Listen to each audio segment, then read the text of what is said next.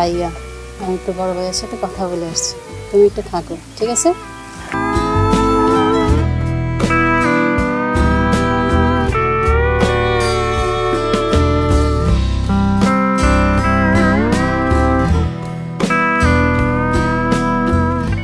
কি ব্যাপার, তুমি এখানে এটা না? এই তো আমি অফিস শেষ করে আসলাম। তুমি এখানে কি করো? আমি একটু ফ্রেন্ডের সাথে দেখা করতে আসছিলাম। বাসায় বাচ্চা একা রাইখা তুমি ফ্রেন্ডের সাথে ঘুরতে আসছো, এটা কেমন? আমি মাত্রই আসলাম। তার মানে আমি অফিসে গেলে তুমি এগুলো করেই বেরাও? কি ব্যাপার ভাই, আপনি আমার জিএফ এর সাথে এরকম ব্যবহার করতেছেন কেন?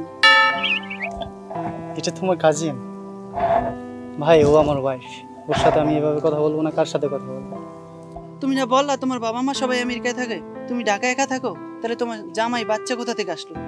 এই জন্যই তো দেখি বাসায় আসলে সারাক্ষণ মোবাইল নিয়ে থাকো, আর এত ব্যস্ত থাকো মোবাইলে সারাদিন মেসেজ মেসেজ ফোন আতো।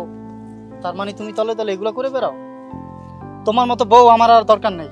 তোমার সাথে আজকের পর থেকে আমার কোনো সম্পর্ক নাই, ঠিক আছে? তুমি আর আমার ঘরে আসবে না কখনো।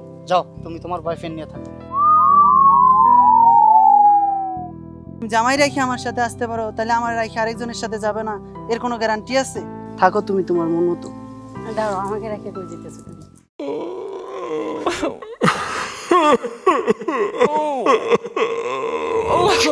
এ আমি কি করলাম? আমার এত সুন্দর সংসার রেখে, আমার মেয়ে রেখে আমি পরকে কেন করতে গেলাম?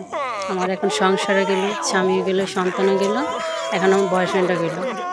এখন আমি কি করব? এখন আমি কোথায় যাব?